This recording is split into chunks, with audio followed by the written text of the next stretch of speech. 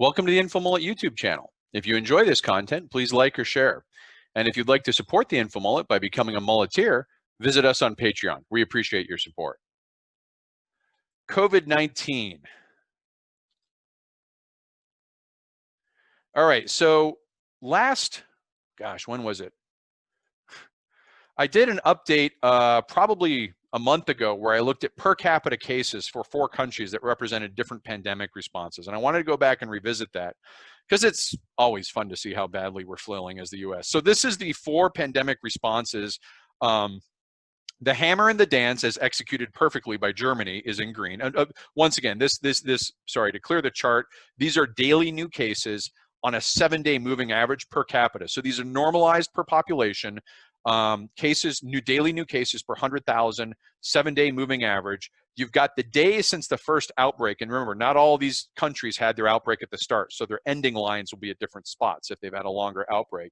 And what you have here is the 4 exemplar, I guess you could say, pandemic responses. Hammer and the dance was a Germany. You can see the rapid rise in this and the decline. They got a little bit of an increase. They're dealing with some after effects, but you can see they pretty much contained it and dropped it down.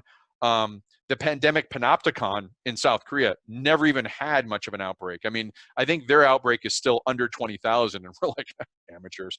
We're up to, a lot, 2 million, I think it is.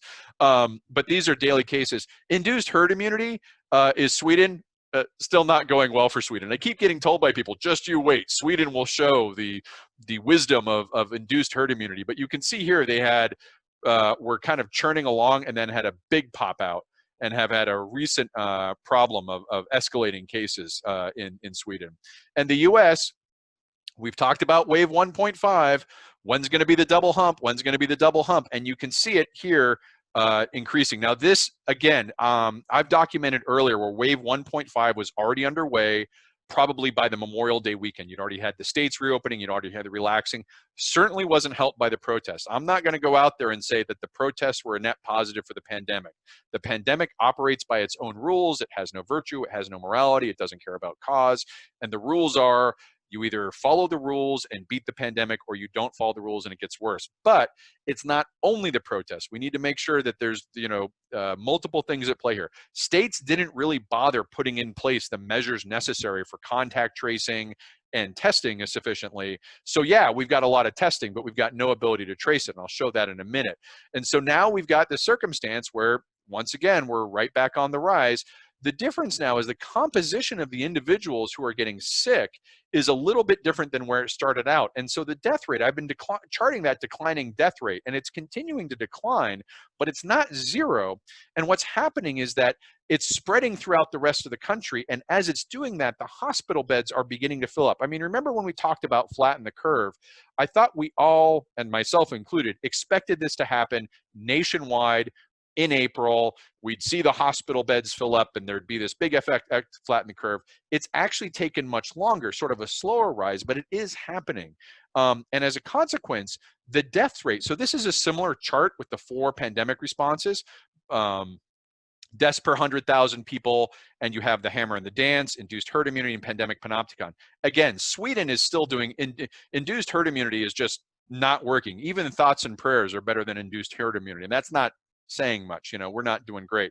But you can see this leveling out in the death rate, and that's because the composition of the demographic who's getting sick is changing a little bit more, being younger. But I wouldn't bet too much on that, because as it spreads out of concentrated areas, like a lot of the deaths initially were attributable to a super cluster in New York and New Jersey that just swamped the healthcare system.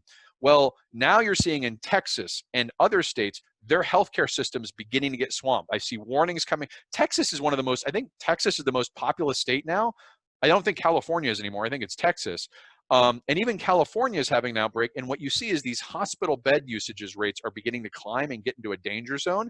And I don't care what your demographic is, if you need a ventilator and you don't get one because the hospital beds are full, you're going to have a negative outcome. This is not now, obviously, if you're asymptomatic or you're mild, you may get through that fine. But as you get to a moderate case like I have, or a severe or critical case, even when you're younger, there's a risk, and the risk goes up dramatically if the hospital resources aren't available. And you can see this is a look at the country. So this color coding of chart, and I'll go up to this live, but this is, I presented this in June 3rd, and you can see the country at June 3rd, red was not ready, and this is based off their testing and tracing, the positive rate of the testing, and the ability to trace it. Blue needs to scale testing or tracing, and blue is fully prepared. So here in June 3rd, right, 3 weeks ago, we're not looking great, but you know, we have room for improvement. Well, this is what it was today, right? We've gone backwards, and I'll show what's causing this in the backwardness, but it's pretty clear that the shift from the north to the south. Look at this. In June 3rd, your higher risk areas tended to be more in the north, your areas that were less prepared up in the northeast. By June 20th, you've seen this southern shift down of risk now. And this is not surprising because we've been talking about the southern states reopening, reducing restrictions. Again, the great performers here, Rory, I don't know if you're still on. Hawaii, mad props to Hawaii. Alaska, shout out to my sister who's an infectious disease specialist there. Montana's, you know, been able to keep doing pretty well. There are certain states that have done really well, but they tend to be states that have to be relatively self-reliant anyways.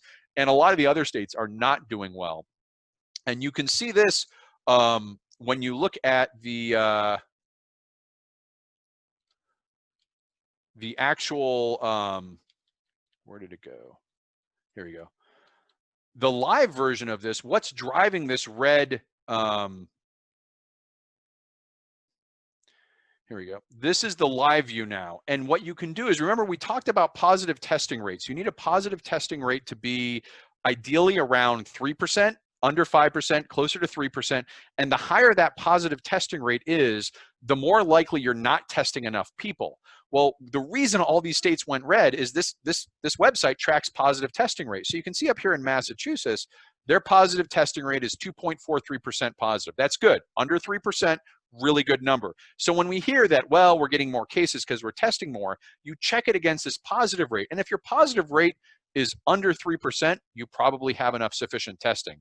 Well, let's get down here into North Carolina, one of the two mullet capitals I've been informed of today. 7% positive rate. You know, that's about an early April positive testing rate for the country. We were under 10, but we're at 7.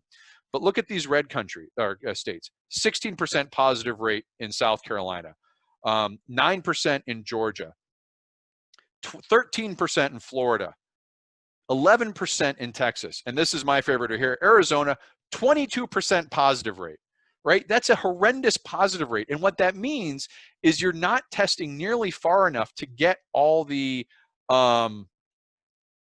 people who are possibly doing. You're mainly getting those who are in it. You need to think of like this positive testing, like you know, you're trying to find the boundaries of where the infection is. Until that positive rate goes down, you're not finding the boundaries of where the infection is spread. You're basically testing in the middle of a concentration. And where this really drove home is about a month ago, I did a section on how trade was reconfiguring itself around COVID infections. And we were going to go from a free trade world to a COVID-19 free trade world. And I mentioned at the time that there was a block forming around Germany within the European Union. And Yvonne, I don't know if you're still on, you may have seen this. The European Union is about, you saw that case study of Germany with the up and the down, how they're doing it. Most of Europe now looks like that. Even the places that were doing really bad, Spain, France, Italy, UK is still UK, so let's not include them. But most of the places in the European Union have executed that hammer in the dance. The European Union is getting ready to reopen for business across the European Union, but they're creating a list of countries that cannot participate with travel or tourism. And these are countries that are failing their pandemic response. It's Russia, it's Brazil, it's the United States. This is the consequence of failing to take seriously the hammer in the dance and getting into all these debates about are masks good or not good, or should we test or not test, and all the kind of negging we tried to do the pandemic for the last 4 months. Rather than treat it seriously and just deal with it, the European Union, it took a while to get going, but by the end of March, they were treating it seriously and they dealt with it. Well, now here we are in June. They're reopening, and they're saying the U.S. is so bad, we're not going to let them participate in trading with us because they can't control their outbreak. This is the economic consequence of not digging down when we had the hammer and saying, let's be serious about testing. Let's be serious about contact tracing. And I think this consequence, you're going to see this play out as more and more areas go through the curve. Now, we're not alone. And as I mentioned, Brazil and Russia are right there with us. Latin America is getting pummeled right now. You see a lot of problems in India and Bangladesh and South Asia. I'm not saying we're alone in this, but when the European Union says the US cannot travel for business or tourism, that's a pretty big statement. It's a pretty big, I think, indictment of a failure to contain this. Now, they're going to go through every 2 weeks and reevaluate. But if you look at those numbers we're doing right now, I don't think we're going to be out of this wave 1.5 by the end of summer, if at all. And so we'll see. Thanks for watching the video. Hope you enjoyed it. If you'd like to follow the InfoMullet, visit us on Facebook or Twitter. And if you'd like notifications when we post new video content, click on the red subscribe button below the video. If you've ever wanted to become a mulleteer and support the InfoMullet, visit us on Patreon. We appreciate the support.